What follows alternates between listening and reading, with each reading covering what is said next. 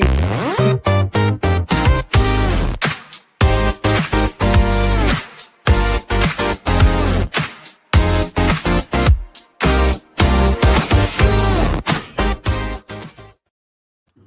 Hi, welcome in. It's Thursday night, which means I'm here with you guys.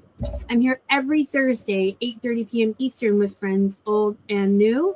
We will be here all night long or for about an hour and a half, whichever comes first. We're here to answer all of your reselling questions. And so put them in the chat if you have them and we will get to them. Otherwise, we're just going to sit over here and make stuff up. And I ask weird questions, so you might want to put yours in the chat. And tonight I do have an old and a new friend for you guys to get to know. So let's start with Jason. Hi, everyone. My name's Jason Hand. I've been selling on eBay here for over 20 years. And not sure what else to say, really. Pretty active on the boards, different groups, like to help people. Coming off one of our best 30-day rolling periods here of $9,000. Sell pretty much everything. I used to own a eBay-based consignment store, a real live one where people would come in and bring their items to drop off when that was somewhat at a high. But I have since disbanded that and sell full-time personally. That's it, pretty much. Where are you located, Jason? Well, our family, we live in a city called Livonia, just outside of the Detroit area. Okay. Yeah. And hi again, I'm Nanette, and I'm in Southern California, and I sell on eBay as well as 6 other platforms. I've been on eBay for about, 25 years, 26 years. I sell everything, trying to go to smaller things, though, trying to get away from so many breakables and things that are bigger, and just going with things that are easier to store. And yeah. Well, I'm Star, and this is my channel. So you probably know who the heck I am, but I've been reselling since 2017. When I hurt myself at work and became disabled, I kind of took over my husband's site, my boyfriend. I just called him my husband. Keith, you've been upgraded.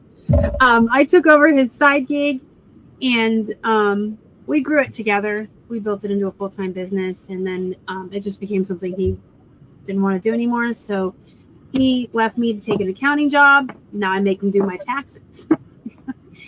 So I do this by myself now. I'm on 7 platforms. 8, I kind of list on ThreadUp here and there. It's not really part of my routine yet. And I'm intending to add Facebook Marketplace for Q4. Shipping only. I don't want people at my house. I watch too much true crime. That's not happening. And I do all the social, TikToks, Instagram, Facebook, YouTube. And I don't know, we just have a good time here. I'm gonna do the round robin or the romper room. That's what I like to call it. If you're here, I can see 5 of you. Say hi to us. Let us know you're here. Put your questions about reselling in the chat. Hi, Karen. Welcome in. Good to see you tonight. Hi, Karen. And who else is here? I'm assuming this is Jason's wife. Hi, Gina. Hi, Gina. Thanks for sharing Jason with us. Yeah, thanks for letting us have him tonight.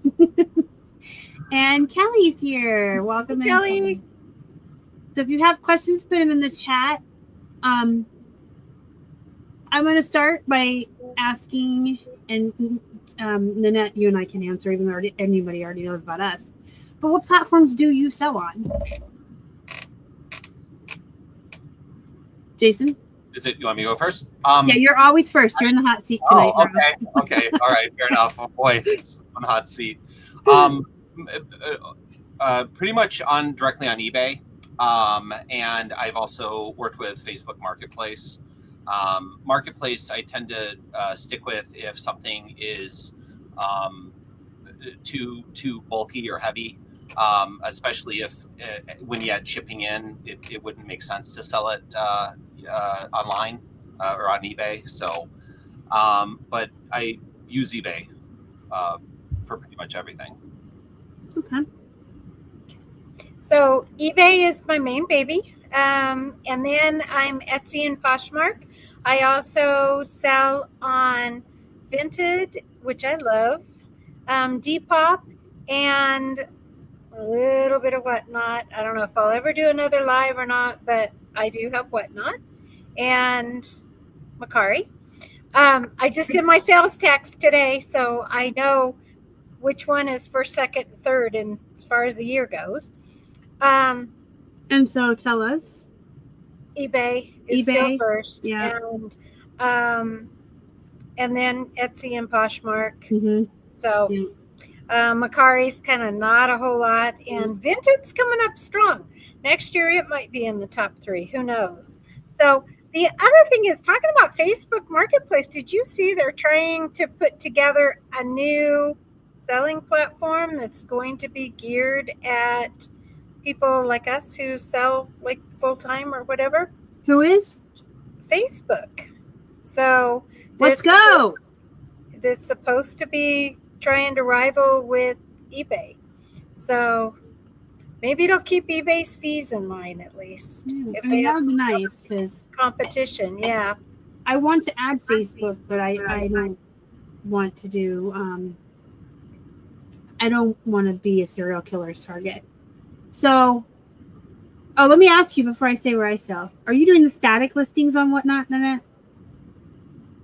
I do have static listings on Whatnot, but I think I've had Whatnot on vacation for I don't think I ever took it off from the last time I went to Florida. So it's probably been on vacation for the last 2 months. So, well, I might suggest taking it off, and you use List Perfectly like me, so you can cross post very easily, and putting your discounted items there like you do Vinted. And you should do well over there as well. So I sell on 7 main platforms. I have my 4 main ones and my 3 discount ones, what I call them. And that's Whatnot, Vinted, and Depop. I put all my really old inventory deeply discounted there to get rid of it. And then I put all my new stuff on eBay, Poshmark, Etsy, and Mercari. And I'm going to start moving stuff to ThreadUp. And then I want to bring in Facebook. So I will say on Vinted, I have been listing a lot of my stuff for the same on eBay and for Vinted. And I do get some ridiculous offers on Vinted, but I have made some full price sales on there. So I've been really happy. Not everything has been the super cheap. Yeah. And, when I discounted, if it's a pair of jeans that I originally listed at 50, they're going on Vinted for 25. If they were originally 10, I'll put them over there for 5. So it just depends. Let's go around and talk about what we sell. How about you, Jason? I would be classified as an everything seller. I have probably the main niche in media, DVDs and Blu-rays in particular.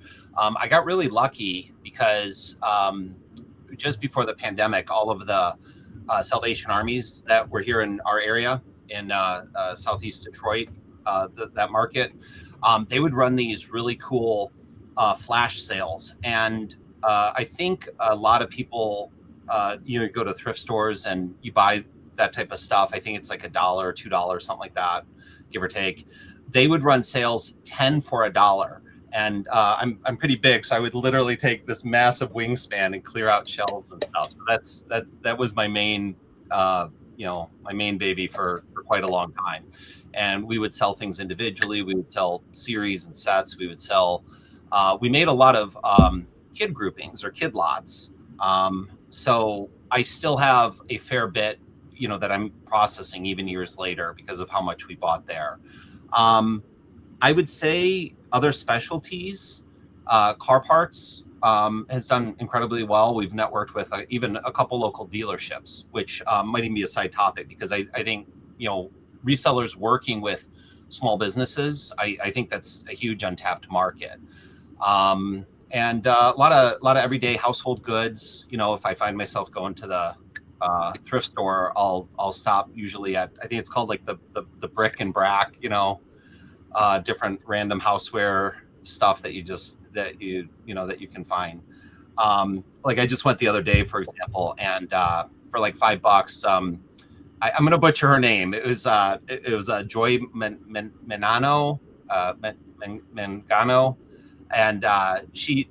A lot of her products were sold on like HSN and QVC, and I found a dual layer jewelry organizer, and they sell, I think it was like about $50, somewhere around there, 40 or 50, and I grabbed that for $5. So it's pretty well rounded what I go after. Oh, I didn't hear clothes though, right? No clothes. Not ideal, not for me. Okay. Only the one hanging behind you, right? That's his eBay open shirt. 15 years ago or something. So I would be classify myself as everything seller. I do have things that I like a lot more. I probably have about 1,500 listings for jewelry, and I really like sterling silver. So I have quite a lot of sterling silver and costume jewelry. I generally don't sell 14 karat gold. If I find it, I save it. I have over the years bought a whole lot of Hot Wheels. So I probably have a few thousand Hot Wheels listed, and they do really well for me. And I have several thousand more to list. I do a fair number of books, and the last estate sale I did, I bought probably 400, 500 ornaments. So I'm listing those. I've done huge hauls of Department 56 in the past. Mm-hmm. So it's pretty much whatever I can get my hands on. I do have a lot of Disney going to be coming my way. I do a lot of pins. They're really easy. I tell my husband, if we ever went on the road, that'd be the ideal thing to take with us, because we could have 10,000 of them in one tote. But yeah. So there's not, if I can make money on it, I'll sell it. I do have clothes. I will get bored with selling things, and I won't list them for a while, and then I'll list them. And I sell mostly clothing. I used to be the plushie queen, but I've downsized my plush a lot, and I'm not really sourcing them anymore because their prices are just outlandish. They used to have at the Goodwills prior to COVID, they'd have the buggies, the carts, the buggies, that's Pennsylvania.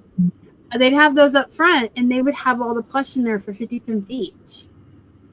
And then there were a bunch of places online where I could buy them by the Gaylord. But ever since COVID, they're either harder to find, nobody sells them anymore, or they're like $8 or $9 a piece at Goodwill. So, I downsized a lot. I'm not really sourcing. I did pick up 3 last weekend when I went with Karen.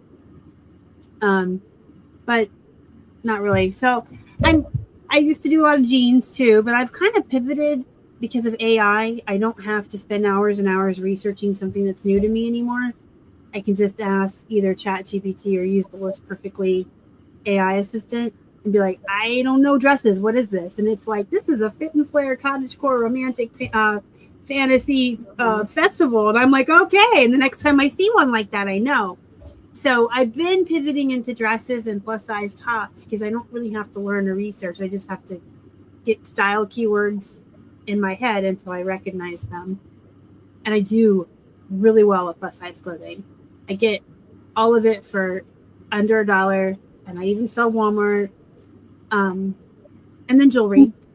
I love jewelry. I buy it by the pound, bulk, costume.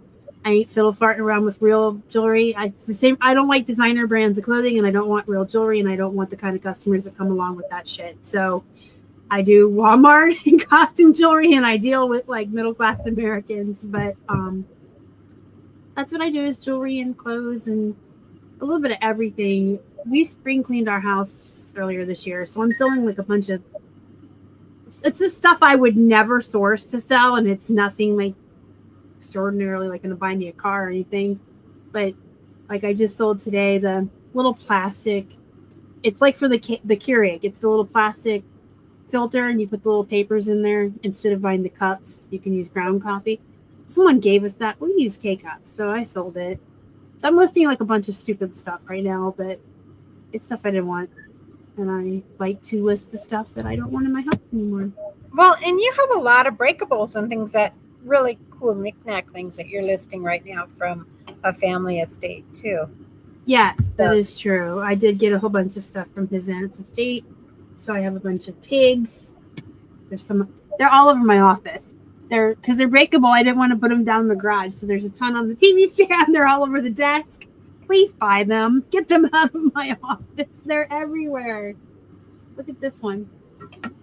I have been doing a lot more sewing notions, everything from patterns to rickrack to you name it, zippers and lots. And that stuff has been doing really well for me. And I love the little knickknack things and shot glasses and things like that. But I'm really trying to get away from cake plates or platters or dishes and that.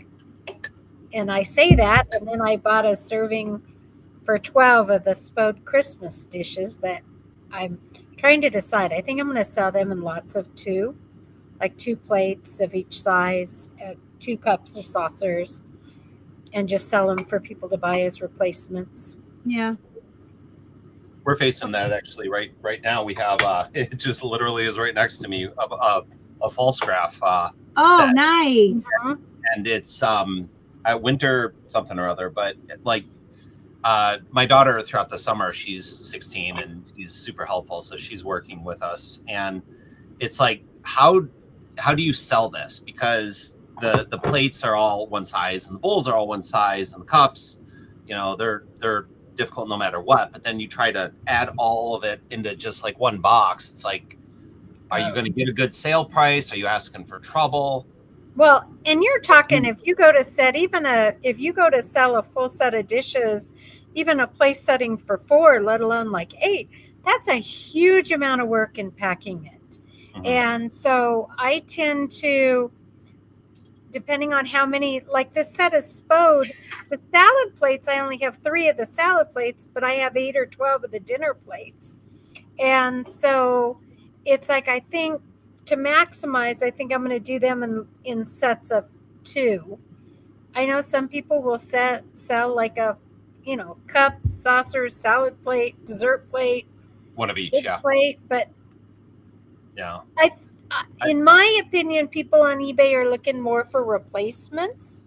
And so if they're looking for replacements, they may not need the coffee cups, but they need more of the dinner plates. Or they just need 1 plate because they only dropped 1 and broke it, right? Yeah. Well, that's why I figure if I go with 2, then they've got a spare. They can replace the one that they broke and have an extra. And that's what I was wondering. It's like, so if you, as a consumer, right? Like, because some people will say, well, just sell them individually and put a quantity listing. I have 8 available or 5 available or whatever you have. But is that the best way to go? Because obviously you do invite in up to 5 shipments, right? 5 different payments, 5 different shipments, one each if you had 5. But if somebody only needed 1 or 2, would they buy a grouping of 3? Mm-hmm. And I think you're more likely to get buyers that way, because I think there's more people out there looking to replace what they broke than for a whole new set. No, I gotcha. But do you think, like ask Nanette how many of these ghost cups I've been through? You're right. And that's the thing. I'm like, why don't you buy 2? Because you're I never buy 2, but I break these all the time. And I have to. And you think I'd stop buying them, but I mean, Jason, that is another way that you can do. You can say, you can sell them individual with a quantity of 8, and then you might have $12.95 for shipping for 1, and then $2 for each additional plate or whatever. And I have done it that way, and I've had people who have bought anything from 1 to 5 or 6. So look at Karen says, break it up. You do get a lot more money breaking it up. Is that right? Okay. So, the other thing, on like at least for me, right, with the example I gave, because I looked at the comps and I looked at the eBay research, which goes back up to 3 years, and I think I literally found 1 set. I don't think that means there was only 1. Resellers only had 1 set. I think it's more to, what you're suggesting, Nanette, is that people were like, I'm going to break this up in piecemeal and kind of go from there. So I honestly don't see people saying, you know what, I want a set of china or I want a set of Christmas dishes for 8 people. Let's go and see what they have on eBay for 8 people. I don't see that as much as somebody, my daughter, we started her with a set of Wedgwood china. Well, then we had to go on and buy the cream and sugar, and then we bought more cups, and then she didn't have dessert plates, so we bought the dessert plates because she only had the salad plates. And we bought those things for probably 3 or 4 years. We bought 1 or 2 things at a time off of eBay. But I never would have thought to go on there and buy a whole set of china. For one thing, if you go to buy a set of china, your shipping is going to be like $80 on it. That right there makes it cost prohibitive. Yeah. Which if it's 2 plates and your shipping is $14.99, people aren't going to really think anything of it. And Karen also says if you have cosmetic gift sets, you should break them up as well. And I think that applies to anything, because one of my biggest advice is about plush. If you find a Build-A-Bear that has clothes, strip that Build-A-Bear, sell it naked, sell the outfit separate. You're going to make more money than if you sell the bear clothes, with very rare exceptions. Like if you have the Iron Man bear, you want to keep him in the Iron Man costume, right? If you have Luke Skywalker, you want to keep him in his costume. But if it's a plain animal, you can get $18 for the animal and like $25 and $30 for the outfit sometimes. Mm-hmm. Yeah, it's kind of amazing. Sometimes you can get more to sell just the outfit than the bear with the outfit. Yes. So, it's crazy. Yeah. And I'm laughing, by the way, Star, because these are things I think you could probably suggest that I don't know if I could, by the way. If I heard me talk about stripping down a Barbie doll, I think I'm going to get some weirdo looks. Yeah. I made a whole video once called "Strip Down Your Bears, Sell Them Naked." That's so funny. That is funny. And the makeup makes sense too, because I don't buy, as a woman, I don't buy an entire set of makeup each time. There's certain pieces of my makeup that I use more of or more often. Like I go through eyeliner a lot faster than foundation. So if I bought one of those, I love e.l.f., by the way. It's like my favorite brand. They don't test on animals, guys, and it's a good brand. But if I bought like a little makeup set from them, I'm going to run out of the eyeliner before the eyeshadow, right? Or the foundation. I don't want to buy the whole set again. I just need what I used. So, and they have like the face care sets. You're probably going to go through your face wash faster than your moisturizer.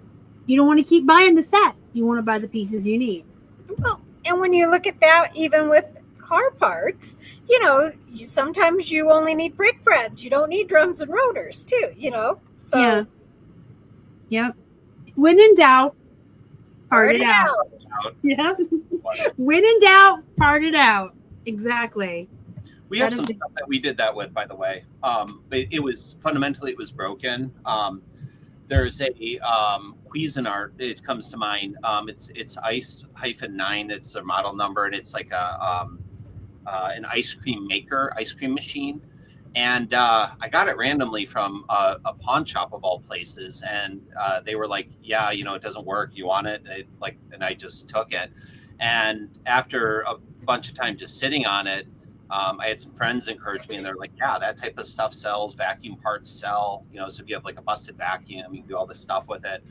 And sure enough, I'm taking off the trays, the drip trays, and the internal, machine. It had this like large cylinder bowl, and we probably got about $100 just by parting out effectively garbage. And I'm not talking about little $2 and $3 sales. I mean, I would say the averages, they were probably $15 to $25, and most of it's gone and sold within a couple months.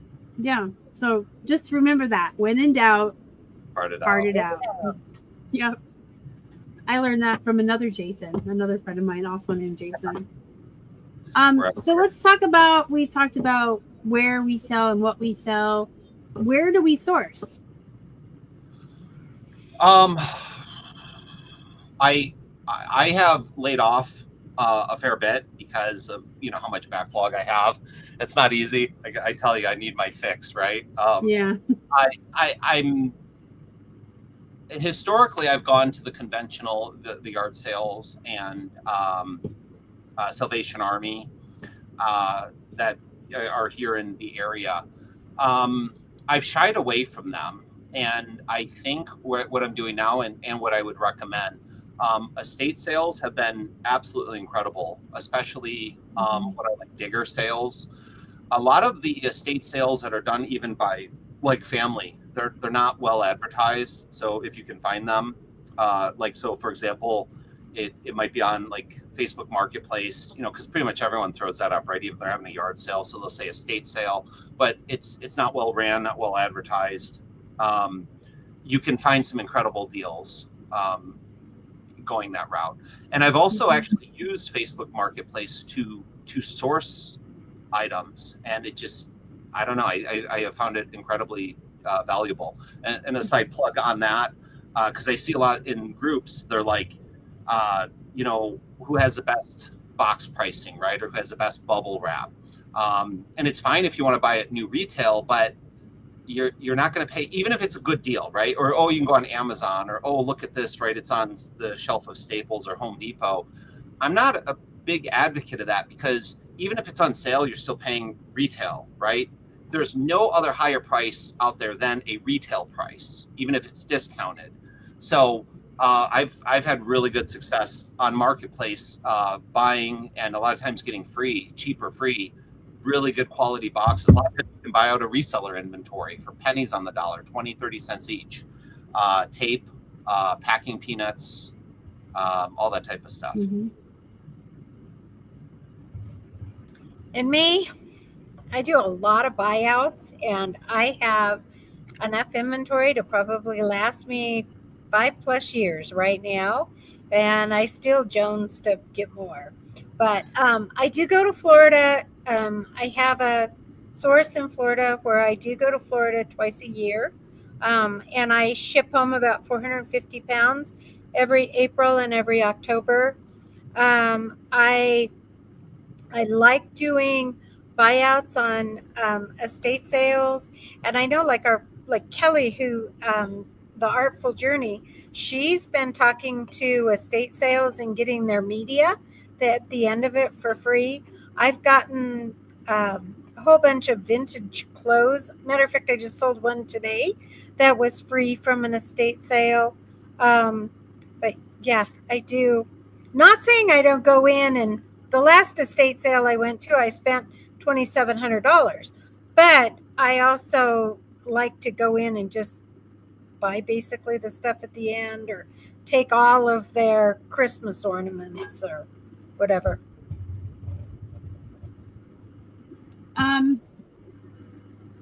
I like Whatnot. I love Whatnot. It's like my newest addiction, to shop on, not to sell on. I like to buy out other resellers, and that's usually just by word of mouth. People know me, people hear that I do that. I usually do that when someone, not so much that someone's getting out of reselling, they're usually pivoting out of clothing, and they just want to get rid of them all. So it's like, hey, I'll give you $2 a piece. I'll take all of it blind. And I do a lot of ThredUp, Goodwill Blue Box, auctions online.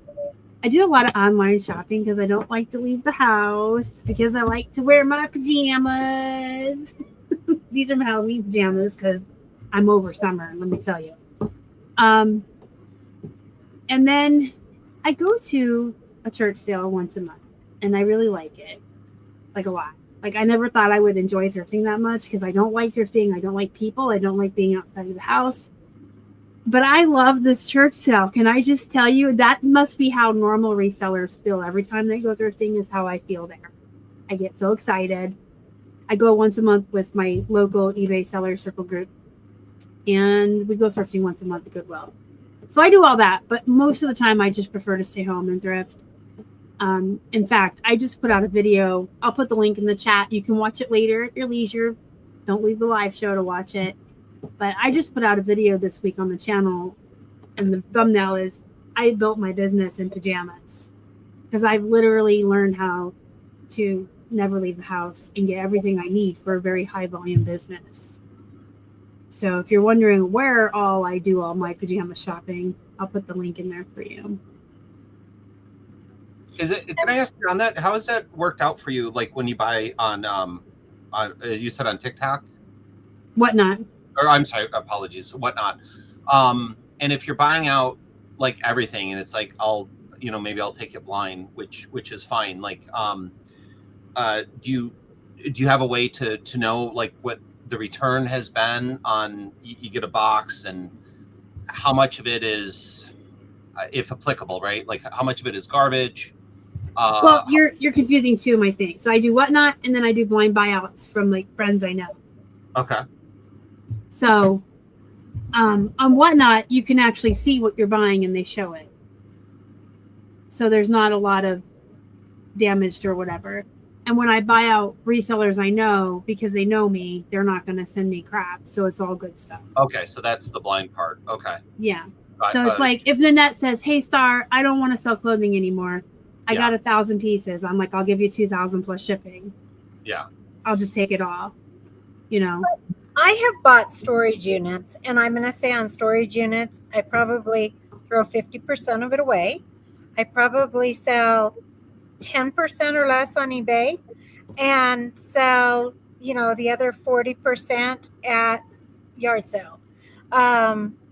So when we used to buy bulk remotes by the pallet, I'd say 50 to 60% of the remotes are garbage. And then you're going to have 10% of the remotes that are the really good, expensive ones that are going to pay for the whole thing. And then everything else is just low end bread and butter filler. So yeah, when you buy like that, you definitely get stuff. But I usually just buy out resellers I know. And then on Whatnot, you can see what you're bidding on. And the way they do their shipping is you just keep bidding until you fill a box. And so you only pay shipping every few items. Huh. And then like Star and I we'll do bulk lots of jewelry. And on that, you pick out the stuff that you can sell on eBay. And then the rest of it just goes into a craft lot. And you can get back more than what you paid for it normally just on the craft lot. Mm-hmm. And depending on who you're getting that from, Star has a girl, she gets it from where she gets maybe 2% that goes in a craft lot out of her box, would you say? Maybe even just 1%. But then I have other times where it might be 70% craft lot. But if I was paying $5 a pound and I'm getting $6 or $7 a pound on a craft lot, and then I'm getting the other stuff that I'm selling individually, it normally only takes, maybe 3 or 4 pieces, depending on how big the lot is. But, for every, say, 1 to 2 pounds of jewelry I buy, I only need 1 to 2 pieces that are saleable to pay for it. Mm-hmm. So if I bought a 10-pound a 10-pound lot of costume jewelry, I would only need 10 saleable items out of maybe 150 to pay for it. And then the rest of it I'm not throwing away. I'm getting equal to what I paid for it back from a craft lot. So it's win-win all the way around. So, but it's just a matter of going through and sorting through and, doing that. Yeah. And I feel a lot of it can be what type of item. I feel like there's more junk and stuff to throw out in electronics, bulk buys. And probably second most would be clothing if you're just buying, off of a site instead of versus a friend or whatever. And jewelry, I would say most people have high, but who I buy from, her stuff's really good. Well, and I think about like books.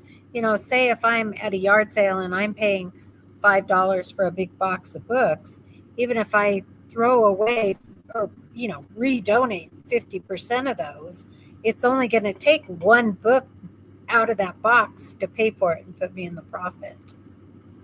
So Oh, And that's I fair. generally have when I have yard sales, they're really big. And I generally have usually a yard sale every Memorial Day weekend. And I was thinking about doing it on Labor Day because I just got a whole bunch of tools from my brother-in-law that I took on consignment. And there's a lot of stuff, but a lot of I mean, you're looking at a pipe wrench. That thing weighs like 3-4 pounds. And so I think what I'm going to do is I'm going to go probably the first weekend in August. My son has a business right by the farmer's market. So I think I'm going to put up a sign that just says tools, go out there and sell for about 6 hours, and probably put my stuff slightly below what I would sell it for on eBay, but much more than what I would get at a normal yard sale for it. So, because if I could sell 75% of it that way, it would just be a lot easier on me than having to clean these tools adequately for eBay. I'm kind of dreading. I didn't think it through real well. Mm-hmm. Do you, I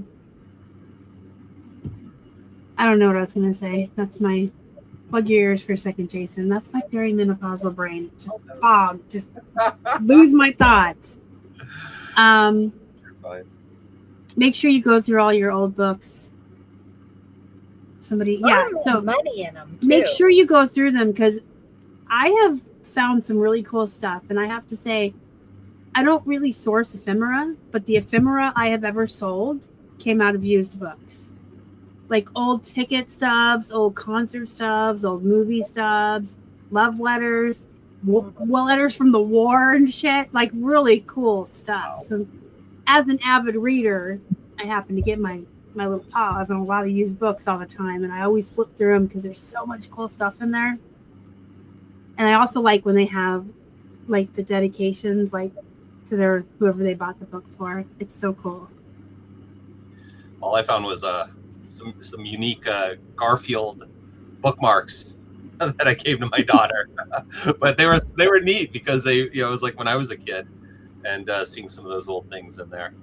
So yeah, always flip through your books and look in your DVD in your video game case. I mean, I'm sure you're inspecting make sure they're not scratched, but I found really weird stuff in there too. Yeah, for what we've done, I've gone through them all, and because I got to make sure the disc itself is in there, and a lot. I don't know if I found anything really unique, but I will say, like it's almost like refining. I don't know, like anything. Like you get more and more stuff that you can sell.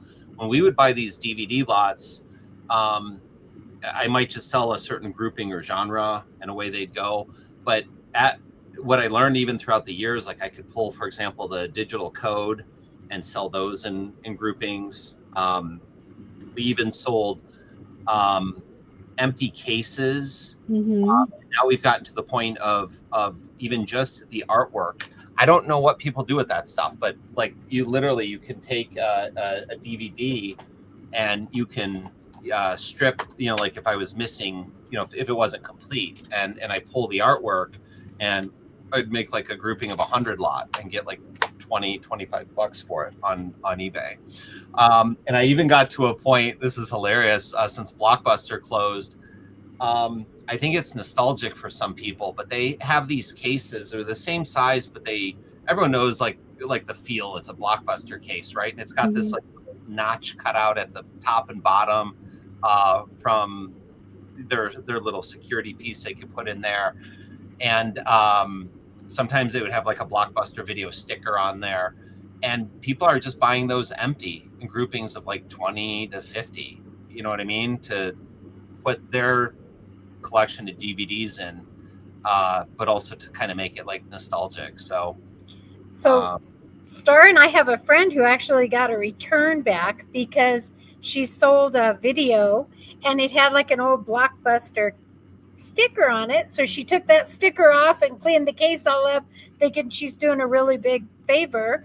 And they wanted a return because they wanted the Blockbuster sticker on there. So Yeah. I guess there's people who like the whole display Yeah. looking like it's a rental. It's nostalgia. It's the reason why Pizza Hut's bringing back the 90s restaurants with the arcades and the red cups. And We're excited for that, by I the know, way. I'm so excited. I'm like going to drive 100 miles, but That'll be lost. the 80s and 90s is trending right now, and Gen Z and Gen Alpha are obsessed with the 80s and 90s. It's all coming back around, and I mean, Blockbuster was quintessential 90s. Yeah. You'd rent 2 movies and get your popcorn and your Coke while you're waiting in line, and the candy, and they used to have the deals. I mean, our Blockbuster was like a hangout, like the local neighborhood hangout. They had passes. You could buy monthly passes, and every time you brought a movie back, you could just take another one out. And I would, on my days off, be up there 3 or 4 times a day, just getting another movie and talking to people and making friends. And they used to have video game tournaments that like in later years my kids would be in. I mean, Blockbuster's a big part of Gen X, I think. Yeah, I agree. A small thing too, like if you ever come across, and a lot of people, they've got like a junk drawer, right? So if you have like parents that back then, especially, they would have like a Blockbuster video membership card. You can actually sell I don't want to misquote it, but I think it's probably like give or take around $20. People just I'm gonna look it up. I swear to, they like just look up Blockbuster video membership card or Blockbuster membership card, and people buy them on eBay. Doesn't matter whose name is on it or anything like that. It's just the nostalgia of having one. So they're all over the place. Yeah. There's 12, there's 20, 10. Oh my gosh, I want one. See, look at that. They sell. Oh my gosh, this one's in a frame. Authentic Blockbuster membership card display for $30, and you can put your card in a. This one is a Hollywood Video. Oh my gosh, you want to talk about old? You guys remember Hollywood Video? Yeah. Oh my god. Oh my gosh. Red box is going to be the next one to be like that, because they don't still have those red box things anymore, do they? They don't. Now those are in front of every grocery store, and that stuff sells too. The red box, and even Netflix, when it was literally like, they'd send you a couple, you'd send them back. They would send them in something of a kind of a clear. I don't have one laying around, but it barely fit. It was a little bit, just slightly bigger than the disc, and people buy that stuff even if they're empty. Not really onesie twosie, because the shipping, it'd be kind of, then it doesn't have the value. But if you can find a grouping of probably 10, 20, or 30 or something like that, we've sold that stuff too. Onesie twosie. Hey Harry, I'm glad that you decided to stop in. Hopefully you'll stay and watch the rest of the show and subscribe to the channel.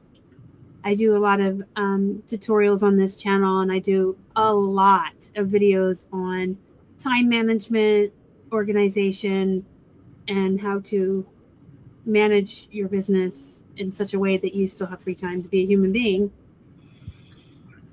That's not a good. I need to learn a better way to promote my channel. People are like, I don't want to learn time management. Ew. But that's a big part of who I am, is time management. I like that topic. Are you saying people shy away from it? Yeah. I was on one of the boards, and I don't know if I saved the post, if I can share this with you. And it wasn't somebody I'd really seen, but I like when people come to the boards and they ask like a good faith question. You know what I mean? And you can have a conversation. And a guy asked, he said, so for those of you that are full time, he's like, do you sit down? Do you have a set schedule? Do you have some structure to your day, or do you just wing it? And that was his question. And I love that question, because it got me to thinking, like, I'm like sitting here like I kind of wing it a lot. But what do you guys think? Everyone knows what I think. I think the key to success, the cornerstone to success, is managing your time well and having very good routines and processes in place. That's fair. Do you have can I ask you, do you have a frame, as I go sit in the timeout corner, by the way, right? But do you have a framework for that? Yeah. she does. Yeah. And your wife just put, A realistic discussion of how to manage listing, shipping, sourcing, and life would be awesome. I probably have approximately 1,533.2 videos on a realistic discussion of how to manage your listings, your shipping, your sourcing, and your life. Yes. If you're new to my channel, I'm going to share my screen real quick just to kind of give you an idea, because that's basically a lot of what I talk about from week to week. And time and work-life balance is like my jam.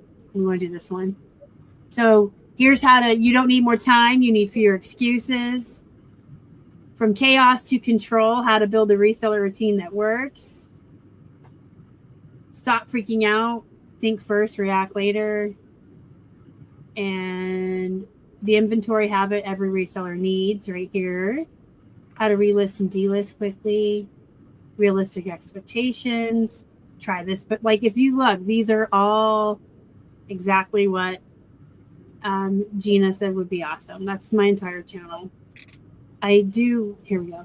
I do have some like what sold videos and haul videos and these live shows where we hang out, but the majority of my channel is how to manage your life and how to have processes that work and how to balance it all and still have work-life balance. It's like that's my whole personality. That's my whole YouTube personality. Would you say, Nanette? Yep. Yeah. Yeah. Scheduled out. Yes. Yep. So, Jason, I might have missed it, but are you a full-time reseller or do you work another job as well? Nope. Okay. Yep. Full-time reseller. And you and your wife work it together, or? No, Gina and I, we did work together. She went back to school midlife-ish to be an accountant, and so she does that now full-time, and she's pretty happy with what she does. So I've maintained full-time. I do a lot of like Mr. Mom stuff. We have 4 kids, and I have to balance that. And you genuinely get pulled a lot of different directions. Like next week, just as an example, we have our daughter, her name's Eleanor, that's working with me. She starts driver's training. So, and it's not easy either. It's not in a convenient area. Just what was available. And it's like starting at 11 and at like 1:30. You know what I mean? Mm-hmm. So normally that would be right in the middle of my work day. And I'm not making excuses, but it's like, how do I balance that, right? Banks. Do I drive? What's that? You build up banks. Banks. Okay, fair enough. And maybe that would be a good answer. But it's like, I'm going to have to carve out time to drive there, right? And she's now in there. Do I stay out there for the 2.5 hours, or do I drive back home? And what level of production could I get in any, of any kind, for how long precisely? About an hour, and then I've got to drive back out there to pick her up. I'd take my computer and your hotspot and just that's the answer. So I am a huge proponent of banks. So you should have extra items photographed at all times, and you should have extra listings built at all times. And so when your life gets like that, you can sit down in the morning before 11, before you take her, and quickly push 10 out to eBay and you're done, or you can have them scheduled ahead of time. And then you can take your laptop, work off the hotspot on your phone for those 2 hours that you're waiting for her, and you can be building more listings in your bank. I'm not opposed to that. That's not, that's okay. I retired as an ER nurse. So I mean, this is my full-time job, but then I have these things called grandbabies that if one of them is sick, or right now they're the month of July, they didn't have their daycare closes down.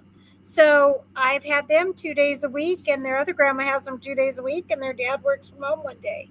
And so it's like I had a Monday, Tuesday, and until 11:30 on Wednesday, and I got this much eBay done. I mean, like 0, because they're 5 and 9. They want to be on the go. They don't want me to be sitting doing eBay. They want to be at the playground, or we fed the ducks and we did all of those things. Yeah. But had Nanette scheduled her listings on eBay like I've been telling her for 4 years and recommend everyone do, and I preach banks, that zero would have been 100%. So, for instance, Keith went through a lot of health issues last year, and I was missing 3 and 4 days a week of not able to work. eBay didn't know that because I said I had 21 days scheduled ahead of time. So 10 to 15 listings were coming out every day. eBay did not know that I was not working. It was not aware. It was functioning as normal. And then this is the stressful part. Once in a while, I would have to quickly, schedule those out and build the bank back up around what was going on in our lives. But that's why I preach banks, because if you have banks and if you have scheduled listings, no matter what happens, your business will still continue to thrive and it will still continue to work as usual, as if you were actually there working it. And Star knows I have a problem with having things sitting in a bank, because I normally figure when I list my items, generally 10% of them will sell within the first 1 to 2 days.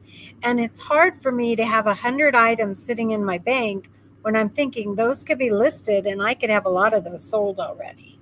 But I have, like right now, I have 337 drafts that I'm working on. So I don't really like working on my phone, but I can.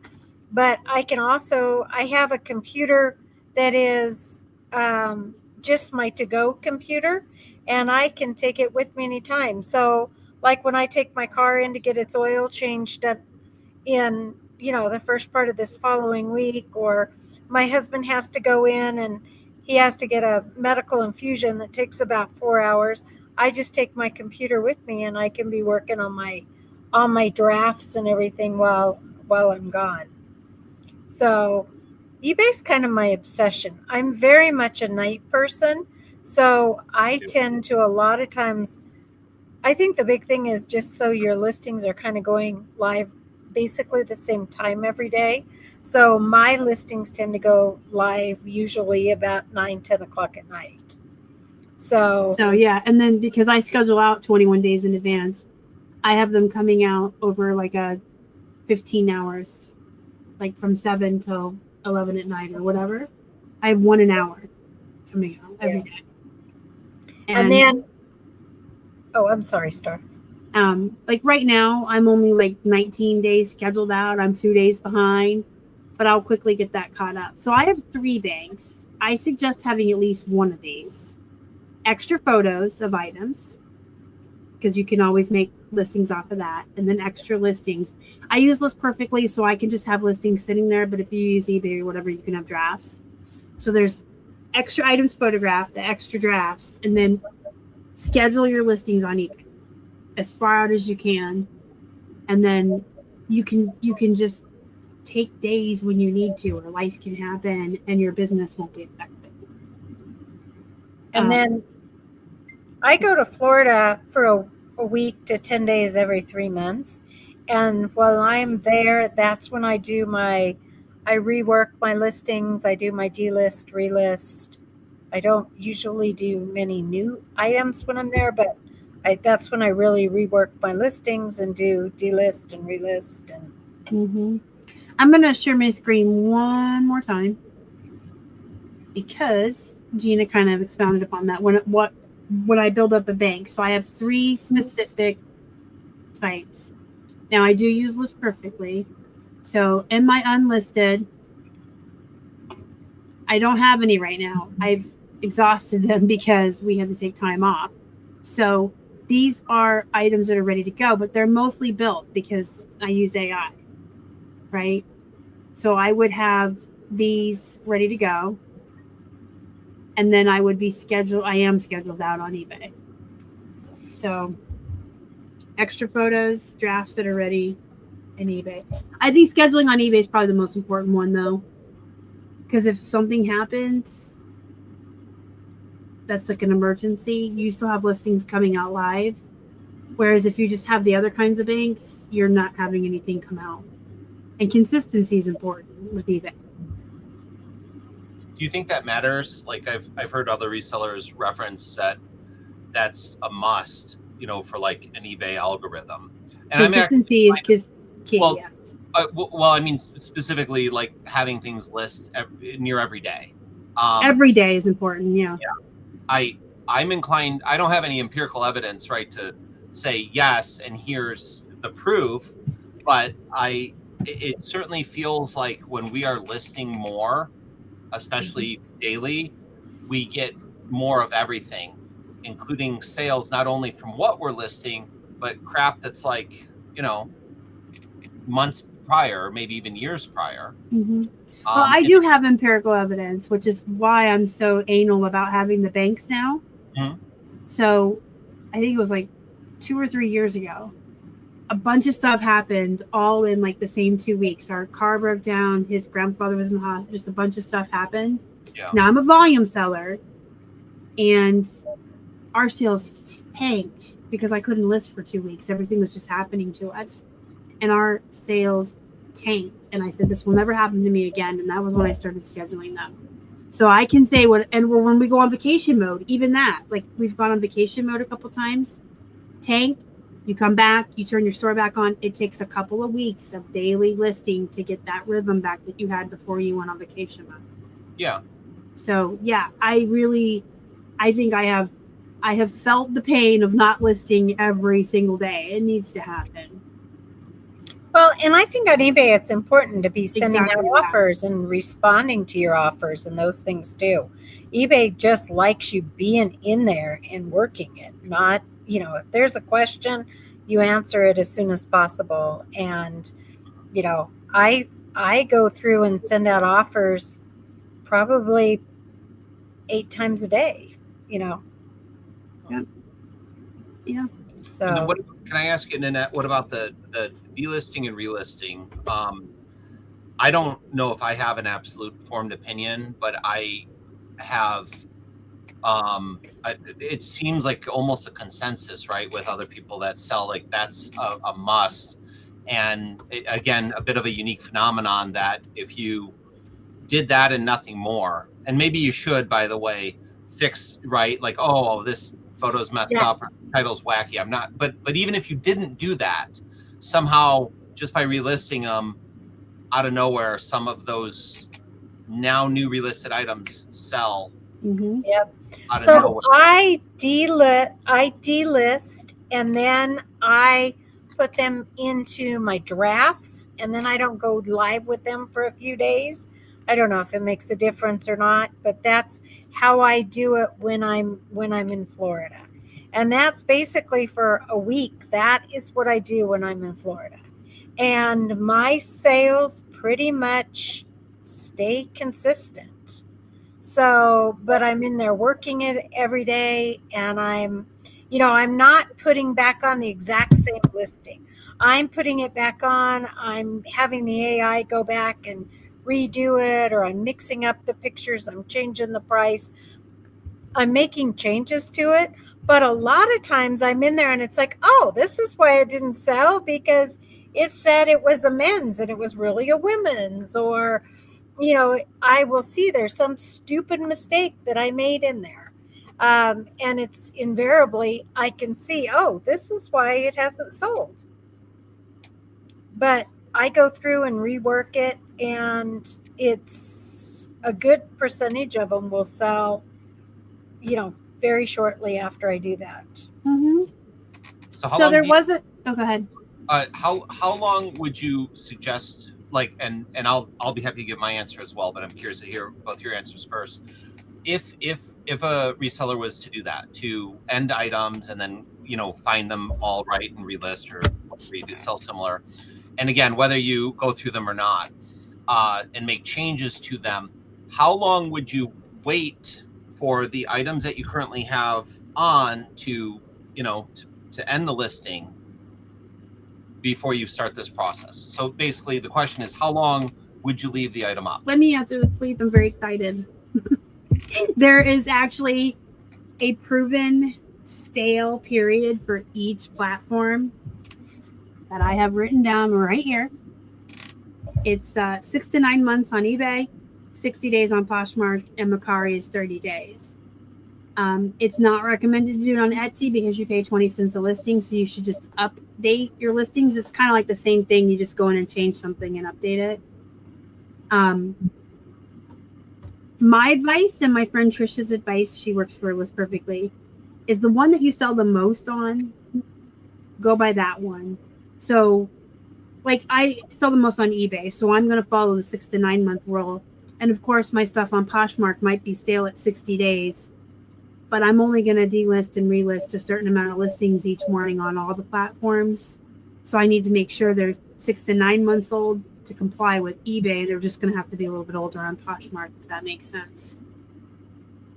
So you're just on eBay. 6 to 9 months is the sweet spot.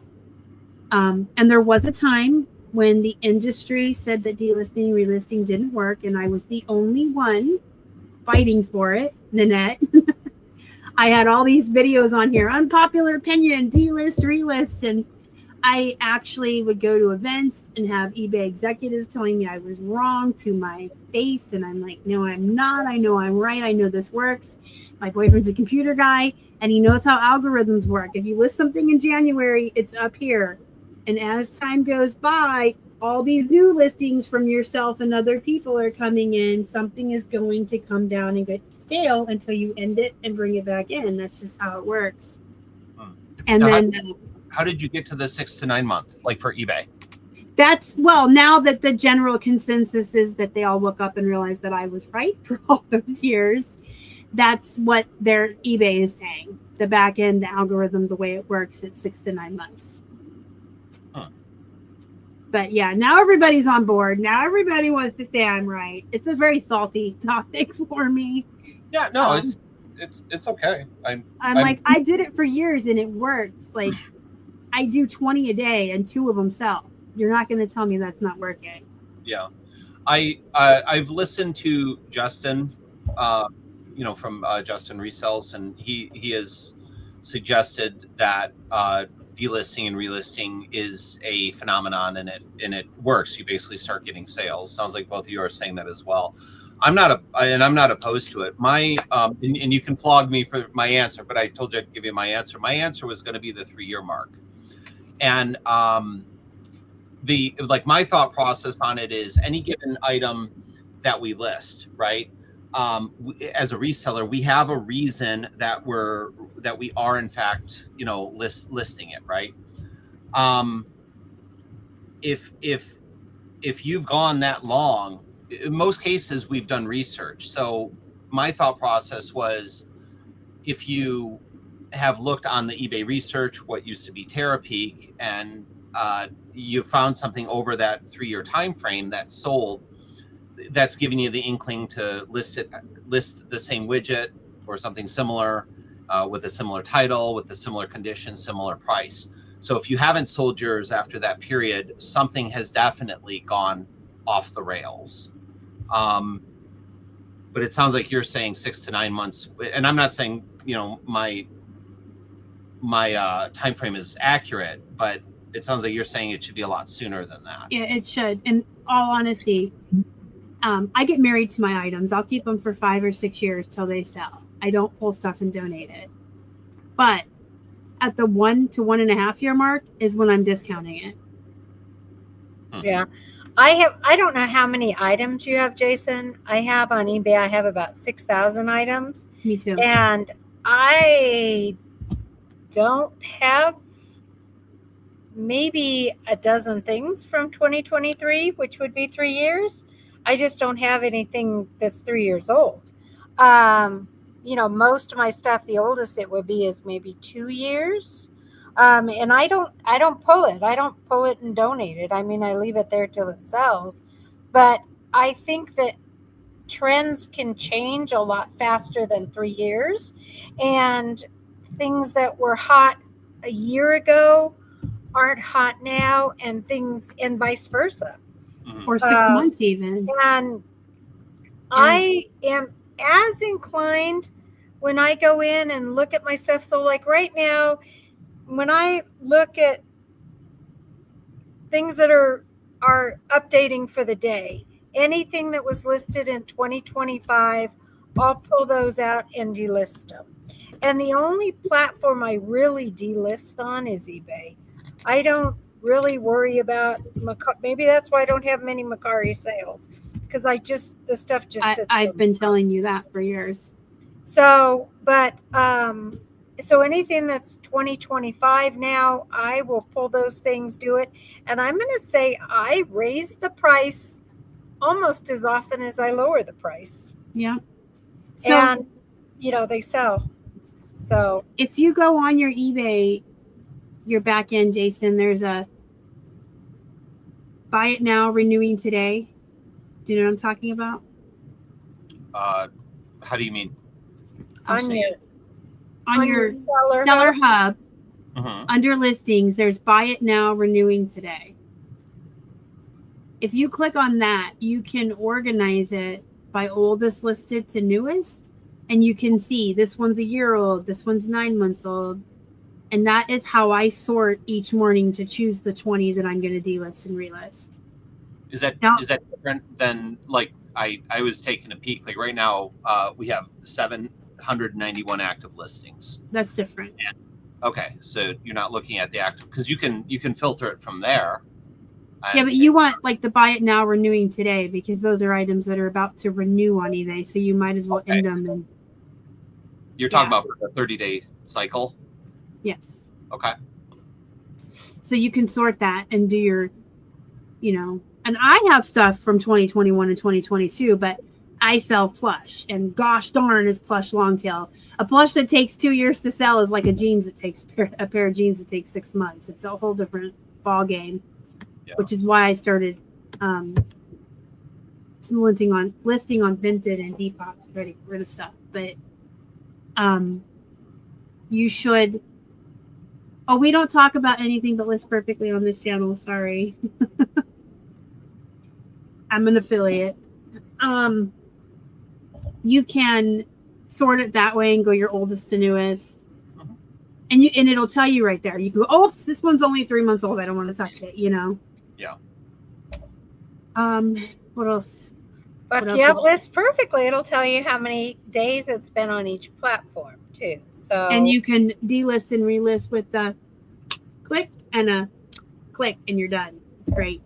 And like I had something today, I got an offer on today, and probably took they offered me 20% less than what I was asking for it, but I'd had it for sale for 422 days. So it's like, yeah, I'll take their offer. Sure. So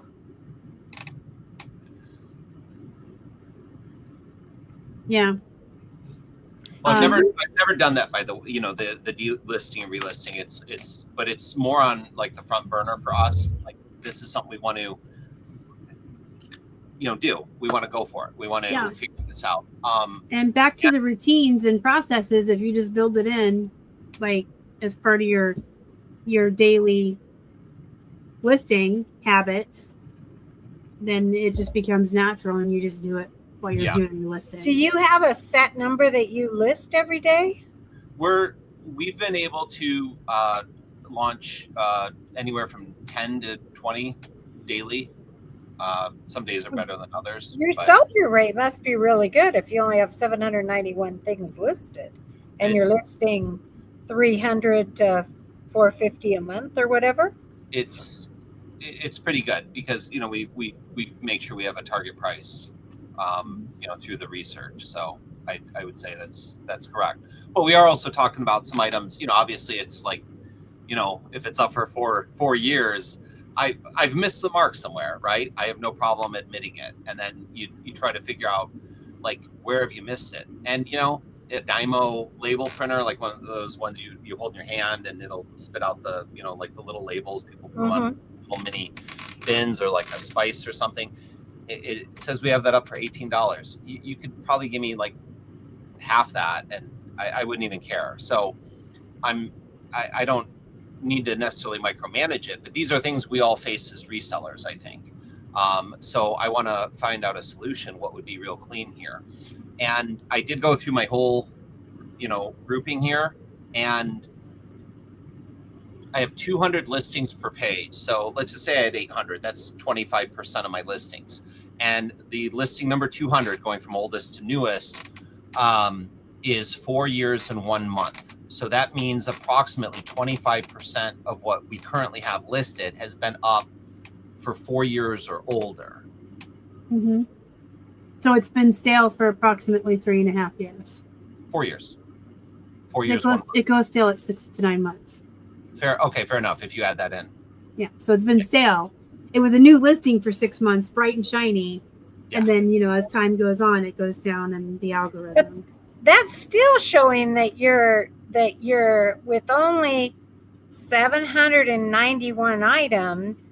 If 25% of them are 4 years old, that means your other 75% is really turning over. Correct. And that probably shows your new stuff is, and that's the thing we learn. You're learning to get better stuff. We have a question in the chat real quick. I don't think Jason sells on Posh. Nanette can answer this, and I can as well. Posh does okay for me, but for every one thing I sell on Posh, I sell 20 But on specifically eBay. Plus size is the question. I would say it's on eBay, Plush stands out. On Posh, Plush has not stood out plus for me. It's size, Nanette. On Posh, I have probably on Posh, Mark, I have probably sold more extra small than I've sold extra large. Okay, sorry, I heard the word plush and I thought you misheard me. I said plus size and I thought you heard the word plush. No, Posh. Posh. So, but I've been selling on Poshmark now less than a year because for some reason they suspended my account. It took me 2.5 years to get it back. So, well, my answer is yes. Plus size does well everywhere. Men's too, the big and tall. The bigger, the better. The more you can sell it for. I sell Walmart plus size tops for $25 and $30 all day long on Poshmark and eBay, not Etsy. They're not vintage yet. I almost think it's both, though. You get the plus and then you get the extra small. It's the everyday stuff, the mediums. The small, medium, and larges are the ones that sit there. If you've got the really little or the really big, they sell. And the smaller they are, the faster they sell, just like the bigger. If I have a 3X, a 4X, a 5X, they're gone. Yep, and the 00 and the zeros go really fast. Because they're harder to find in the stores. Yeah, 1X don't sell that great for me. 2X and above sell great. I do well with 1X. And I style buy. Just real quick, throw that in there. When you're doing plus size clothing, you really don't have to pay attention to the tags. You can buy it based on, is it cute? Is it autumny? Is it summery? Does it have buttons? Does it have graphics? Is it embroidered? You can buy based on style because the women who wear plus size are looking for cute. They want to feel pretty too. They want to wear cute clothing as well. They're more looking for how cute it is. They don't care if it's Walmart or Target. They're just looking for cute. Yeah. I do really well with Walmart plus. Oh, I do too. They have some really, I'm sorry, I know it's Walmart, but some of the Walmart plus size tops I find are just so pretty or just so stinking cute. I think they're pretty, but I think people are familiar with them and how they fit as well. And they're decent. You look at the Sonoma, you look at some of the secret treasures, they're a good quality, for what they are. They're a good quality. Hi, Haley. Hi. Hello. So, you're right. People are, it's like the reason I do well with Mossimo. Though Target doesn't sell it anymore, but people who wore Tossimo, the Tossimo jeans from Marge, the Mossimo jeans from Target, knew how they fit. They liked them. And they can't find them anymore, so they're online looking for them. Jason's learning a lot about clothes that he doesn't sell. I'm sitting here thinking what a plush size would be, okay? I'm sitting here thinking of like the big carnival teddy bear, hugging. The plus size. Plush size, yeah, I know. PLUS. Yeah. I got you. But plus for us fluffy women. Yeah.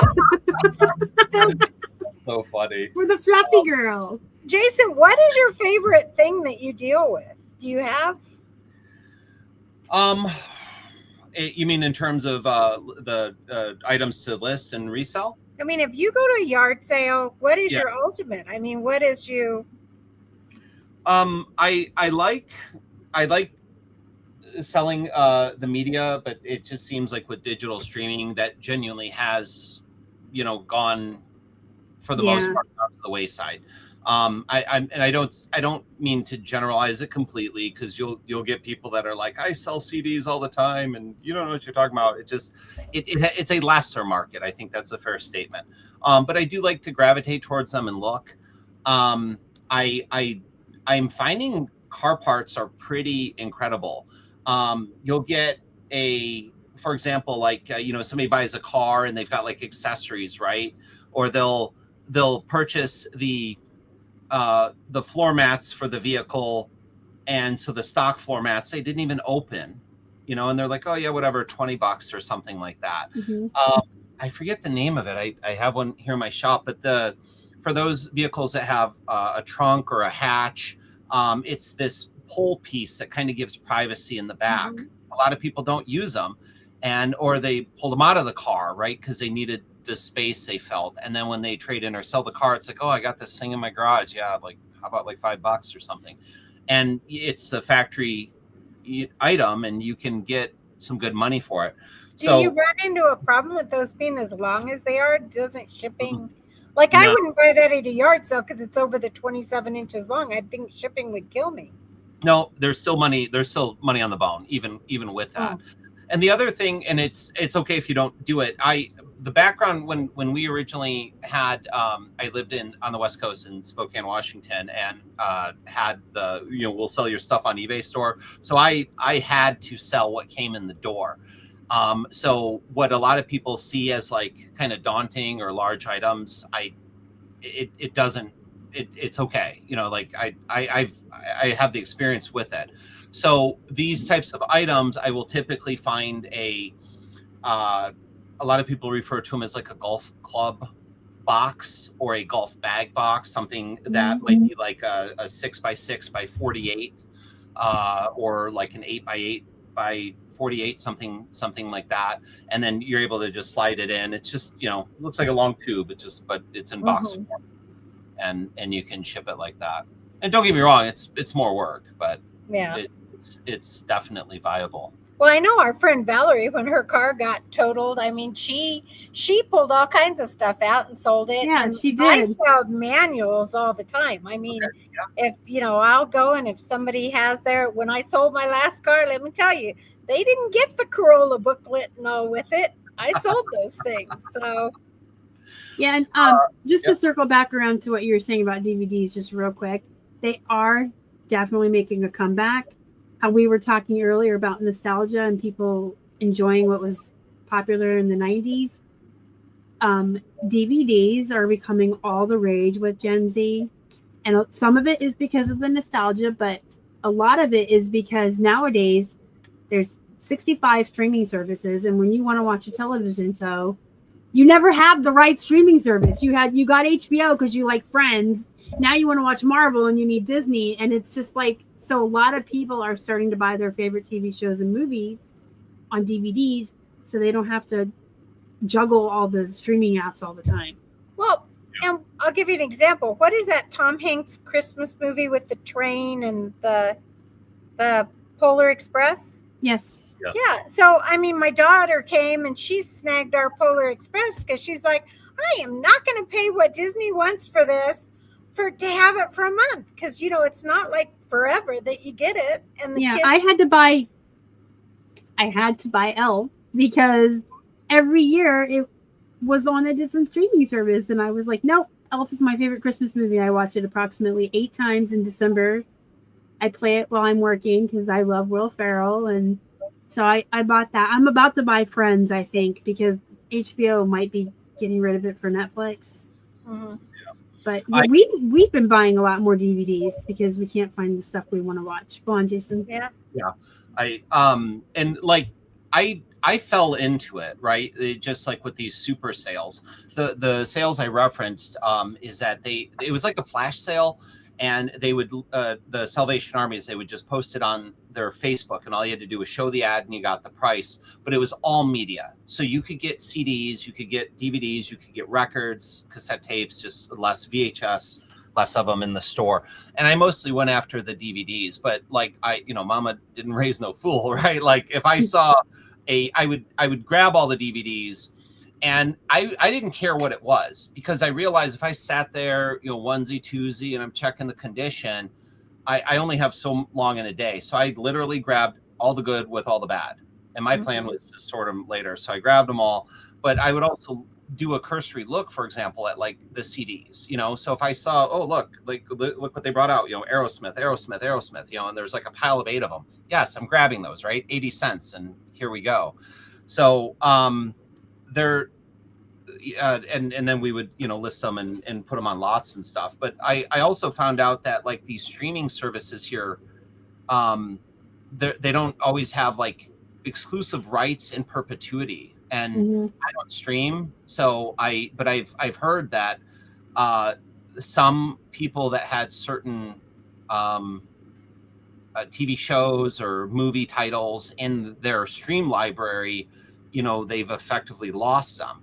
I know places like, I think it was Warner Bros. That with those little slips, they stopped honoring them.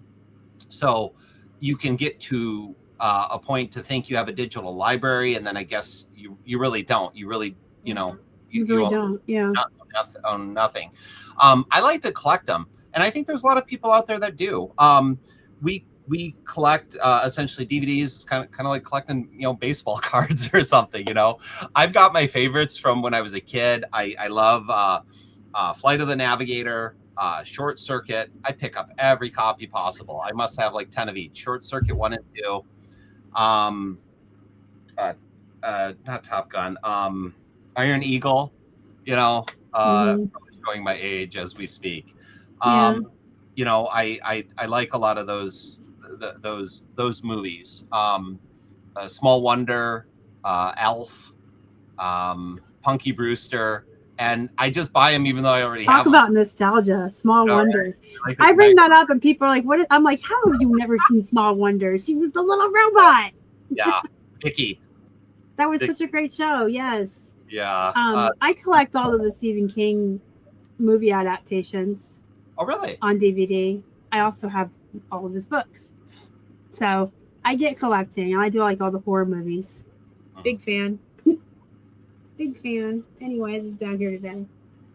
That's terrifying. It's a shirt. People that are afraid of this, I'm like, it's a shirt. Terrifying. But yeah, DVDs are making a comeback. So just everybody keep that in mind when you're outsourcing, that more and more people are turning to buying their favorite stuff.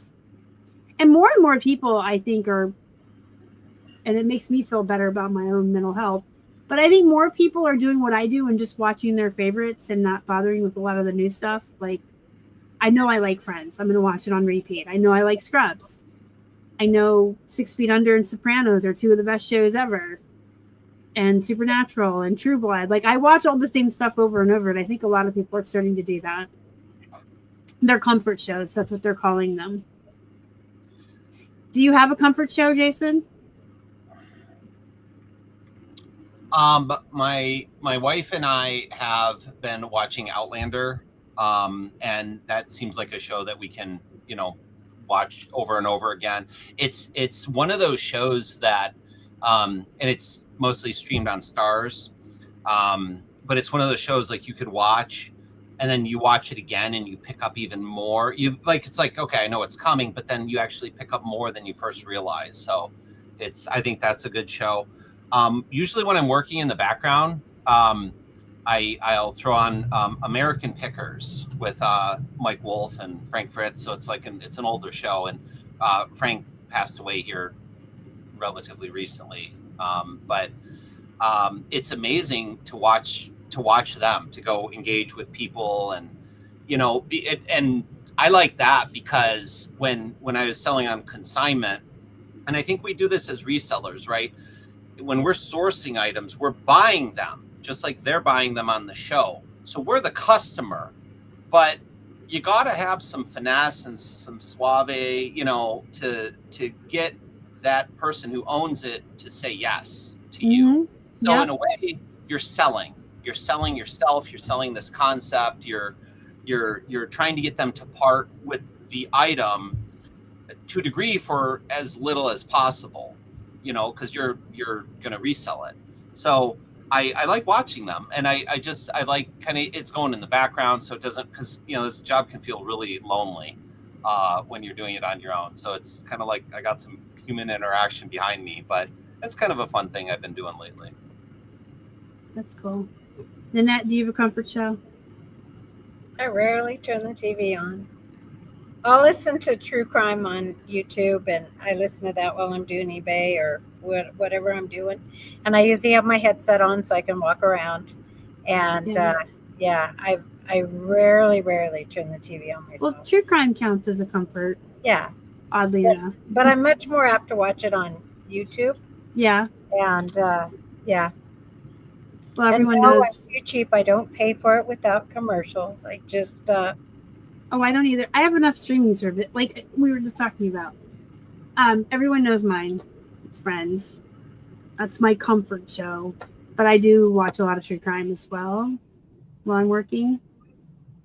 I have a ton of shows. It's weird because I don't really watch a lot of TV or movies. Generally speaking, I read like 100 books a year. Mm-hmm. I prioritize reading over everything except work. So if I'm mean to watch a TV show or mean to watch a movie, it takes me a while to do it because I'm like, I'm in the middle of a good book. I want to read tonight. So I mostly just read in my spare time. But I do have a list, a small list. Like our friend Jenny was making fun of me because I said that 6 Feet Under was in the top 5 shows of all time. And she said it's in the top 50, but I watch a lot more TV than you.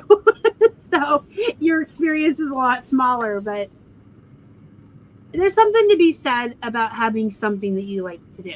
It goes back into my whole work-life balance preaching. You got to take time to read a book, watch a TV show, go surfing. I don't know, whatever you do that makes you happy, you have to have time to do that. But I like Friends. It's because it's 90s, it's nostalgia, and it's just a really good show. Mm-hmm. In a time when shows were different back then, you know. Well, and my husband will have Friends on, or I've seen most of them. I keep up with you on the Friends conversation pretty well now, but as far as like the TV shows on, he and I are very different. You know, he likes all the action stuff, and he will watch the same movie. I do that too. Oh no, but I can't tell you the Sixth Sense or whatever that Bruce Willis movie is. He has to have watched it at least 100 times. You know, I have that thing. I have it memorized backwards and forwards, and so I let him do the TV. It's usually going in the same room. I have my headset on, and I like following whatever the current trials are going on right now. I love the trials and the crimes. Yeah. In the evenings, usually our TV is taken up by my video game playing nerd. So we sit next to each other on the couch. He plays his games and I read my books, and everybody's happy. I always tell people who like to read a lot, I'm like, get you a gamer husband, because he will be so tickled pink that you don't nag him. And then he's playing his games because you just want to read. It's like the perfect match. A gamer and a reader. Perfect. Yeah. I have an honorable mention, by the way. As you guys, we're continuing, I'm sitting here thinking, and this is actually for our family. We got into the TV show on Netflix. It's called Cobra Kai, and I'd highly recommend that if you haven't seen it, because it's with Ralph Macchio, and it's like a spin-off continuation of the Karate Kid. And it was so cool because as a dad, as a parent, being in our 40s, like it kind of takes us back from when we were kids. And the character that plays Johnny Lawrence, William Zepka. He's pretty much the main character, but it like kids these days, you know, our kids were like 10, 12 years old, as young as that, when they started watching it. They totally got into it, and it was pretty awesome. It was pretty awesome. So I think I recommend it too. the show that my kids probably watched the most times was Stand By Me. I think they had to have watched that thing 200 times. That's based off of a Stephen King book. Did I you know know. I know. that? There's a question for you, Jason. Do you watch Crazy Taxi Joe? I saw that question. I guess the answer would be no. I'm not sure who that is, but I'd be welcome to, you know, hearing it if it's a. I don't know if in what context the question is being answered or asked. If it's like, is this somebody that sells car parts and such? I don't know. He's a car parts guy. That's all I know. Okay. I'm always open. I want to learn and you know, and try to help as well. So, yeah, if it's somebody that's a good watch, then I'd be happy to look them up. All right, we're gonna do some giveaways. I'm gonna give this away. It's a $10 gift card. I'm not mailing it to you because that's anymore. It probably costs $12 to ship this, right?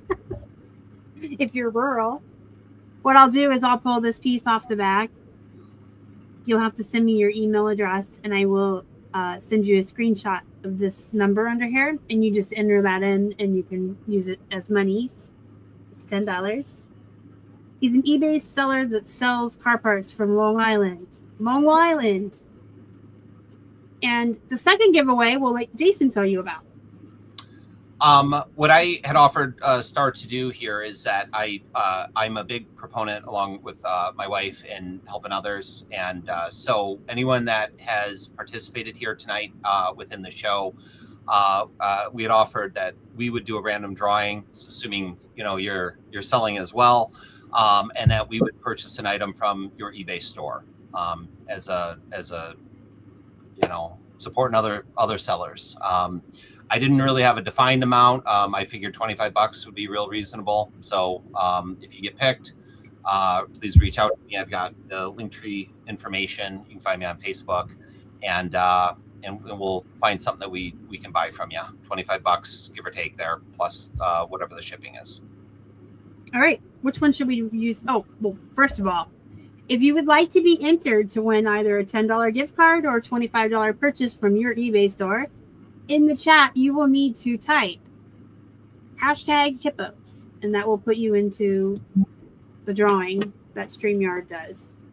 So start typing #Hippos, and whilst you do that, I'm going to ask Jason one of my super duper weird questions that I ask every week. And that's been waiting for these. So you wake up tomorrow, Jason, and somebody has taken or stolen all of your inventory. It's all gone. But laying in its place is one $100 bill, and that's all you have. What are you doing? I'm probably crying, but my wife Gina is celebrating because she has the house back. Okay, so all right, like we have to establish, you know, that. If I had nothing going and $100, I probably would go after some of those items within the categories I reference: car parts, floor mats, some of those little ancillary items, maybe what Nanette suggested, like the manuals.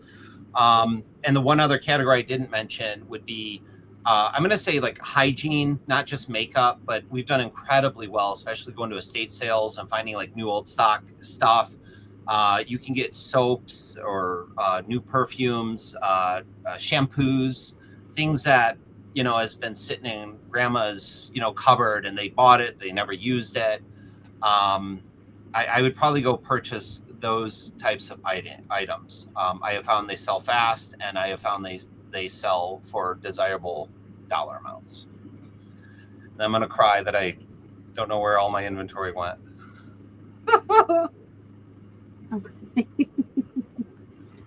Nanette, you've answered before, but this is your opportunity to change your answer.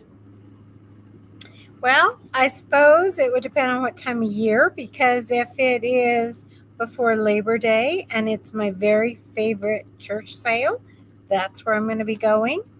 If it's before April or October, then it's Florida. Other than that, I would probably, if I only had $100, I would probably be talking to some of my estate sale people and seeing what they could make me a big lot bundle on. So a lot of my stuff is medium to long tail. I mean, my whole business is bread and butter items. So I don't know that going and buying, 100 pieces at Goodwill on 99-cent day is really going to behoove me, because that's going to take 6 to 9 months to sell, maybe even longer. You need to get a fast return to rebuild. I'm probably just going to start an OnlyFans.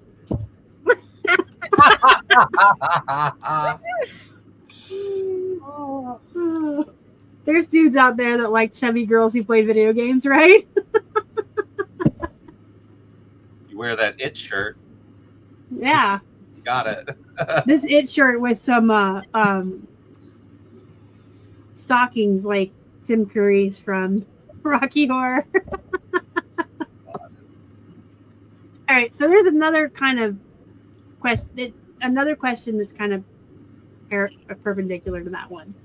So this time you wake up, you still have all of your inventory, but now we're in like this dystopian future where reselling is illegal, like to the point where you probably will get the death penalty. Like you just shouldn't resell ever again. It's so illegal.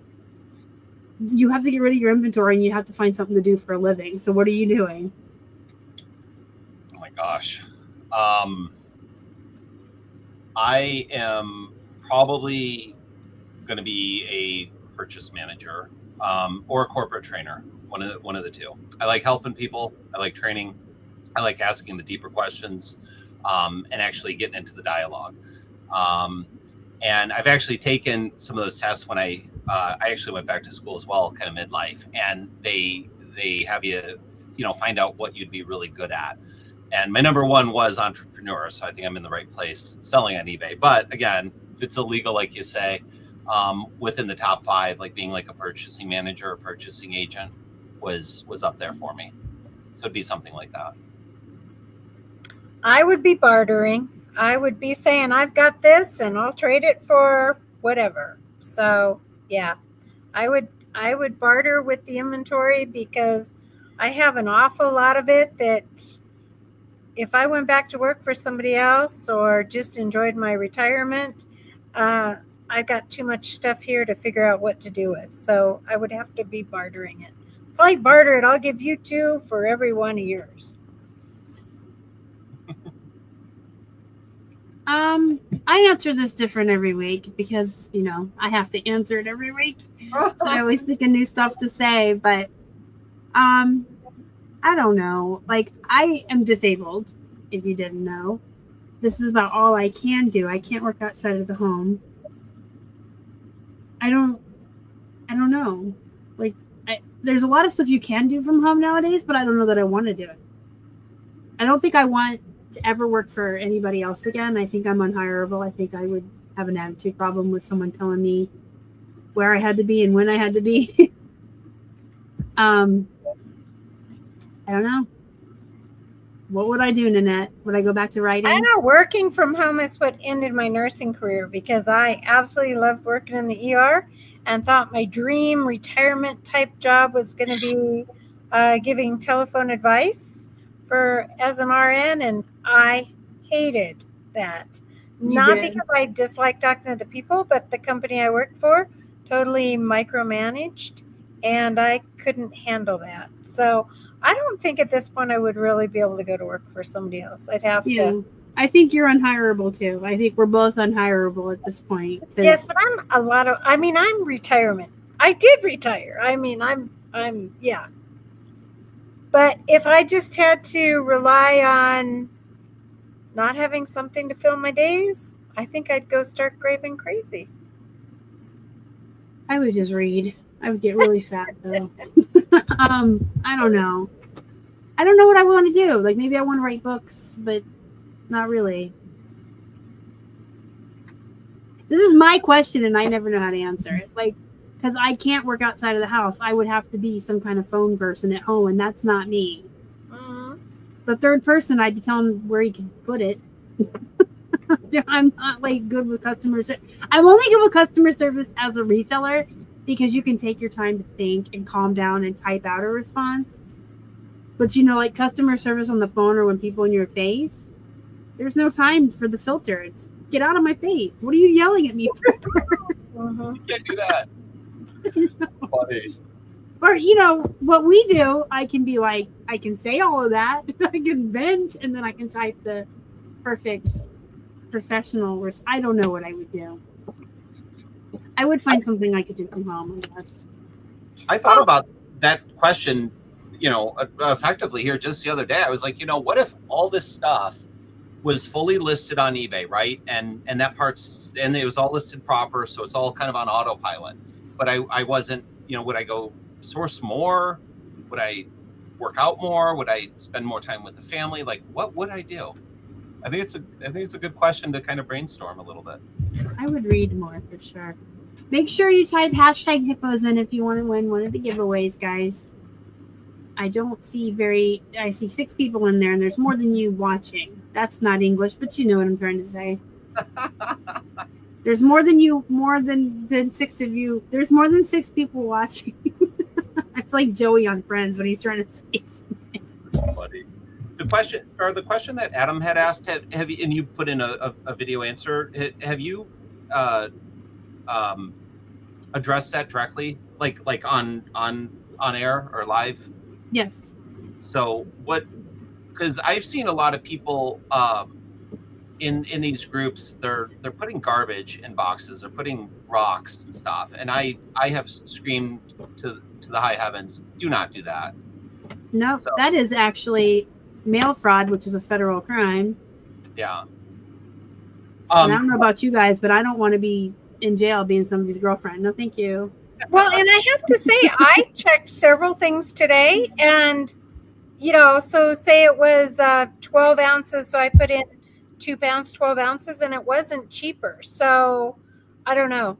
And I have had a few of those. Like I had a 5 ounce, 4 ounce thing today that went out to South Carolina, and obviously it was a rural area because it cost me $8.40, which is the same as it would have cost to ship it to Hawaii for me. But yet then I send something to Florida and it cost me $5.32 for the same exact item. So I'm not sure, with the post office is trying so many different things, and this rural zip code thing with that $1.75 or whatever extra. But 43% of the zip codes in America are rural. 43. That is like tossing a coin every time a buyer buys from you. It's almost a 50-50 chance that you're going to spend $8 to send a necklace that they paid you $4. So no, I changed to calculated. And I have to say, I haven't had that many that have been that high price. But it's funny because we live in a rural area. We do not get mail delivered to our homes.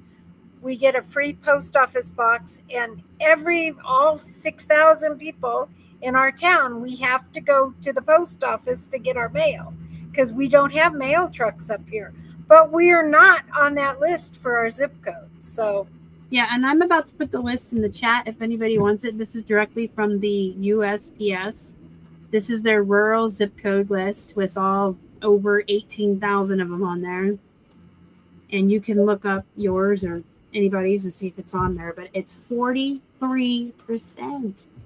And I am a volume seller. So the first couple of days when this went into effect, I was telling Nanette last night, we had a List Perfectly party last night. If you're part of List Perfectly, you can come join us and hang out on Wednesdays from 8 to 10. We have a work party.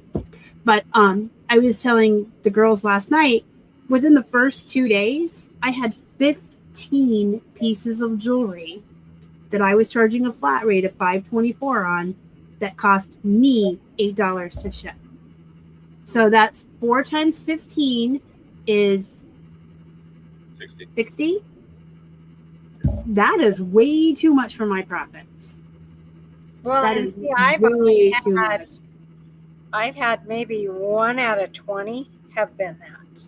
So, and yeah. I drew the unlucky. I'm like, hey, I sold 20 pieces of jewelry, 15 of them. So yeah, I do calculated shipping now. I put that my discount passed on to the buyers, but I have like a handling of like $1 to cover the fees, and it's working out beautifully. I can't take that big of a hit. Mm-hmm. Can't. And I did change my shipping so that I have the choice of whether I want to send it USPS or whether I want to do it UPS. But I keep forgetting to, like on that one today that was $8.40, I forgot to check the UPS to see how much it would have been. Yeah, that's not an option for me. And yeah, the USPS is defining rural not only by the amount of mail and not only by how far, but also by new developments. So places like Florida, where they're building new neighborhoods all the time, each new one that pops up that's an extra place for the mailman to visit is marked as rural. It's arbitrary. It's really, they put a map on the wall and they called the postmaster general down and they put a blindfold on him. It was like pin the tail on the donkey, and he just threw some darts. Is there a way, as you see that with the shipping break between 2 to 5 pounds, that a reseller can bolster the weight of their package? I haven't watched the video that you put in, so I don't want to go against anything. No, I didn't talk about that. I might have, probably not. I don't really sell a lot of stuff that's heavy, but I would tell you not to do that because that is a federal crime. Now, if you can wrap your stuff in extra bubble wrap and throw in some extra paper and maybe use a little bit bigger of a heavier box, I would think that's okay.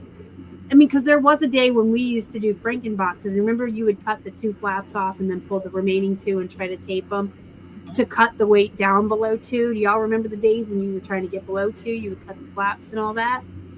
So I would think if you could get a bigger box and you want to fill it with bubble wrap and packing materials, that's probably okay. But don't add rocks and cement. And whatever you do, do not lie. If it's under 2 pounds, do not put 3 pounds and lie. But you know, the ironic thing is that's what, when you buy it on Pirate Ship now, you put in a 12-ounce package on Pirate Ship, your label says 3 pounds. When I get my label from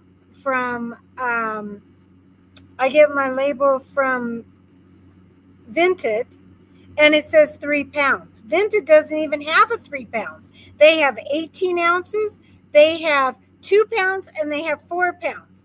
But if it's under 3 pounds, our label now says 3 pounds on it. And I know that Chuck, he used to work for eBay, Chuck Van Pelt, he said that he has sent out like 200 packages that he has upped the weight to 3 pounds. And he says the post office has only charged him back for 2 items. Yeah. Well, a lot of people don't know this, but when you ship through UPS or FedEx, they have an incredibly complex integrated system with lasers, and it's checking the weight and the size all throughout the whole shipment, right? And it can say this was a true size of the package. And that's a whole nother topic, because there's a lot of people in groups that'll say, oh, I use FedEx and they're just scamming me. Overwhelmingly, the odds are that the person didn't have their dimensions correct. But USPS only has that in certain areas, and I don't even know what they are, but it's not that sophisticated. It certainly is the minority.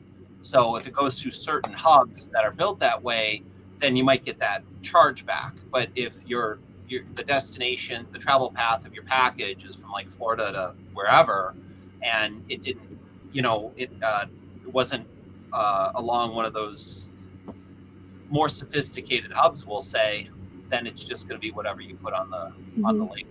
effectively it didn't go through an audit point.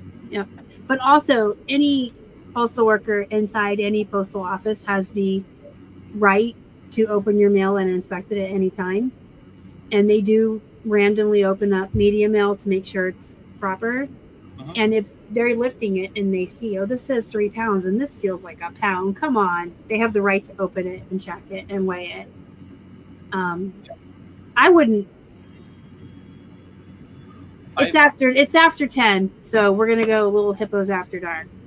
If you want to keep your account in good standing and you want to continue to be a reseller, and like me, this pays my bills, this is all I can do, I'm disabled, I am not going to fuck around and find out. I am not going to play stupid games and win stupid prizes. I am going to follow the rules and do what I'm supposed to do, and I'm not going to try to play games. And yes, I dropped the F-bomb. It's after 10. It's hippos after dark. I don't like saying what not to do without saying what to do. So if that's okay, I'll be like 20 seconds here. But like, I've chatted with a couple other reseller friends, and if you really want that discount, all of a sudden, a 1 pound package is $9, but if you can get it just over 2, it's $5 to you.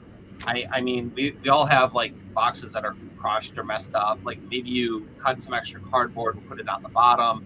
I have a friend that was been going to Costco and picking up their corners. They almost look like the letter L, and they'll support the reinforcement corner. Reinforcement for the pallets, yeah. And he's taken a cutter to them. So you're investing time, but it reinforces the boxes. He'll put them on the inside. Shameless plug, that was my idea, by the way. But it'll get the weight up there. I've wondered, I'm not saying I've done this, but I've wondered if it's somewhat harmless to put like well, you can do newspaper, that's kind of heavy, or maybe a magazine or a book, and that is more of a gray area. I wouldn't add a magazine or a book, because then you're going to get the buyer that leaves you a negative because you put something in there they didn't want. I get it. I have this white paper that I got on Enrolls from a soap company, and it's heavy. And so I always would use that in my Poshmark because I could go up to 5 pounds. But on my eBay, I always use like the bubble, or I use the light paper. So I have started using the heavier paper now in the eBay. And maybe I wrap 3 or 4 times around it instead of 1 time around it. Yeah. So, real quick, I want to add, I saw a thread where people were talking about this, and somebody was saying to add a book or a magazine, and the overwhelming amount of people that were responding, I would leave a negative, because you're giving me an item I don't want that now I have to worry about getting rid of. I may have to recycle it. I may have to donate it. It adds stress to the buyer, I guess. But add packing materials for sure. Just don't add extra items, I don't think. Okay. I wasn't sold personally on it one way or the other. We were trying to brainstorm to say what is kind of, has some dense mass to it. That I mean, if you sent me an extra book and like something, if you sent me a romance novel, you're getting a negative. This butthead sent me a romance. No, I'm just kidding. Harlequin. Yeah. I only read thriller and horror. That's let's draw some winners, and then we'll come back and ask the last question of the night. And just so you know, if you want to see more of Jason, if you liked him on the show, he will be back on August 27th. So he got the last Thursday of July and the last one of August. Awesome. And you will be on with my friend Karen that time. Okay. So you'll get to do the romper room of meeting my friends. Okay, let's go do this giveaway.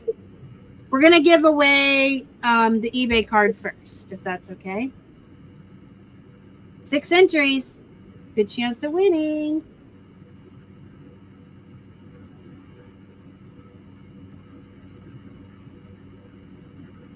Yay! Jason's wife won the gift card. It's not rigged, I promise. Oh. She's up for the next one, right? You could use a gift card to pay for the giveaway that you're giving. Yeah, now he'll only have to spend $15. I might spend 35 now. Jenny Lou! All right. Yay! Yay, Jenny. So I'm just, I don't want to end the stream. What am I doing? Woo! I'm going to message you this where we've already been talking, Jason. Sure. And then, yeah, if you want to up it and spend $36 on Jenny's store, I believe Jenny doesn't like her store to be public. So are you still in the chat, Jenny? Are you here? How will we, maybe she'll send you to her whatnot instead. What do you want to do, Jenny? He wants to spend his money on your fine items, ma'am. What do you want to do? If she's not here, I talk to her every day, so okay. I will be able to figure out. Yeah, a private message is fine. I have already. Oh, there she is. What do you want to do, Jenny? You want to send him privately your email? Your email. You know what I'm trying to say. What do you want to do? I don't know why I can't do two things at once. There's a delay because of commercials. I would apologize, but I have to make a living. So I got to turn the commercials on. I sent you the number on your messages, and you can just enter that in, Jason, and it'll let you use it. So Jenny, you won. He wants to shop. I'm dropping stuff on the floor. The later it gets at night, I swear, the less professional I get. All right. So while Jenny figures out what she wants to do and how she wants to contact you and how she wants you to shop her store, the last question I ask of everybody each time is, what is your best advice to other resellers?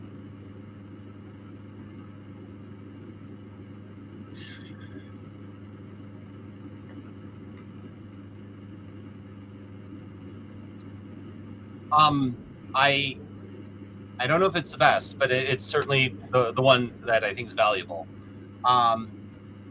In interacting with buyers, potential buyers, especially issues, I would do it professionally, and I would do it with a mindset that you're willing to help and that you're there to help. And that is anywhere from if it's a potential buyer asking questions, or if it's even after the sale, they're like, hey man, I got a problem. My best advice on that is, when I get a question, I acknowledge the question. You know, hey, I received your question. Okay, specifically about this topic, whatever they were, asking. And I say, my name's Jason, I'm here to help. And I have found that to be incredibly valuable, because you take down and diffuse any kind of walls. Comparatively, what I see a ton, because resellers will come on the boards and they'll post, oh my God, can you believe this buyer?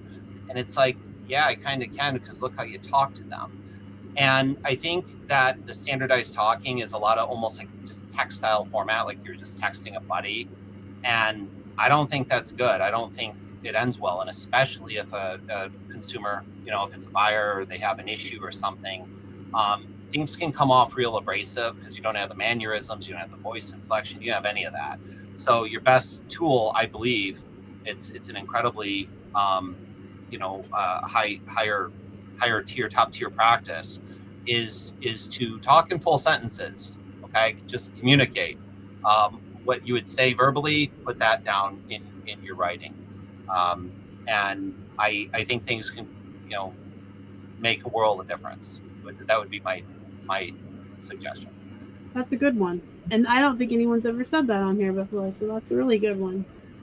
And I'm going to go a little different than how I've asked in the past, because in the past I'm like, list every day and list lots and don't overbuy.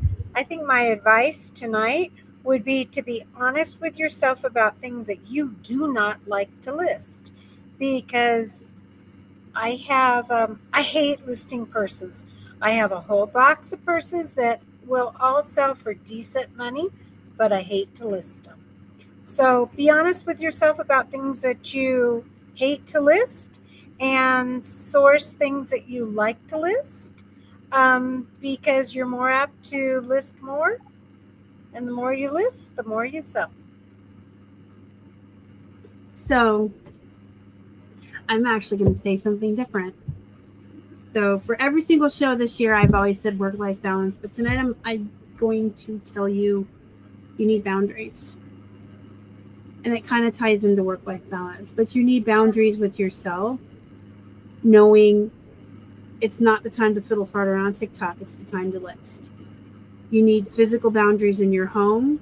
This is where I eat dinner with my family. This is where I relax with my boyfriend and watch TV. This is where I work. You need clear boundaries physically between your business and your personal life.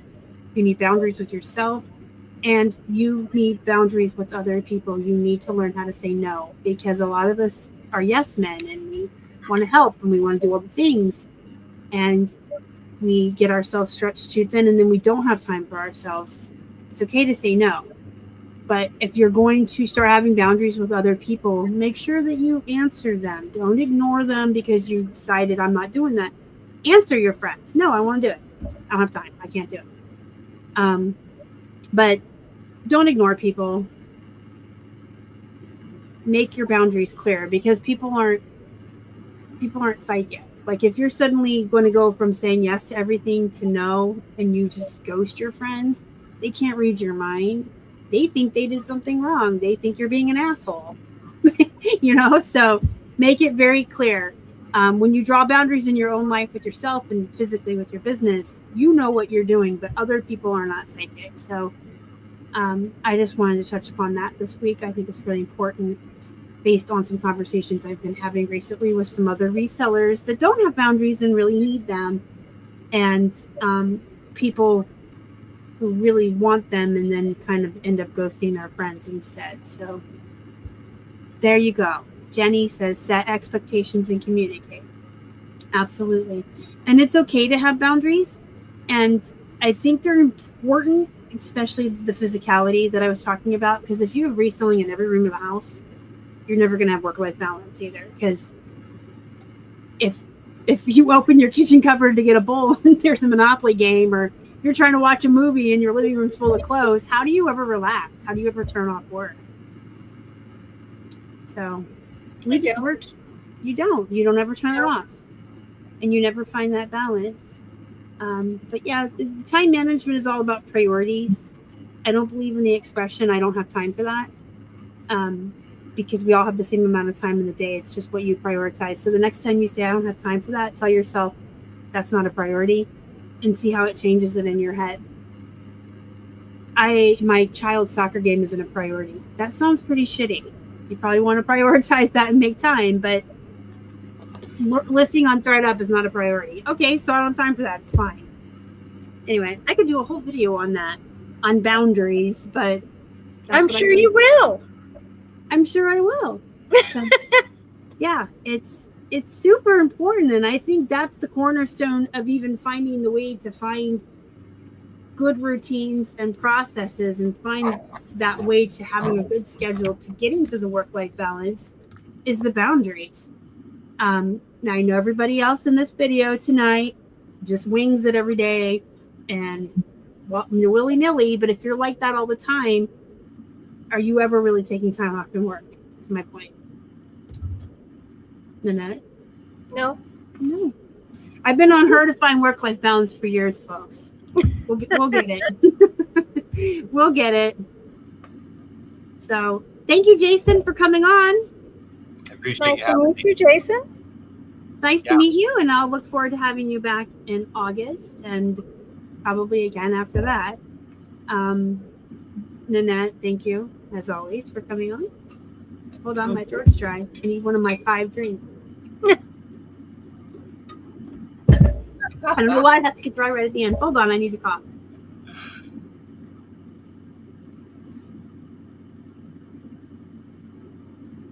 Yes, I did talk about not having enough time and prioritizing, but I don't really think I've ever talked about boundaries. Anyway, thank you so much, Jason, for coming on. Thank you, Nanette. Those of you that are in the chat live, I appreciate you. It's been about 2 hours. I know your time is valuable, so thank you for spending it with us.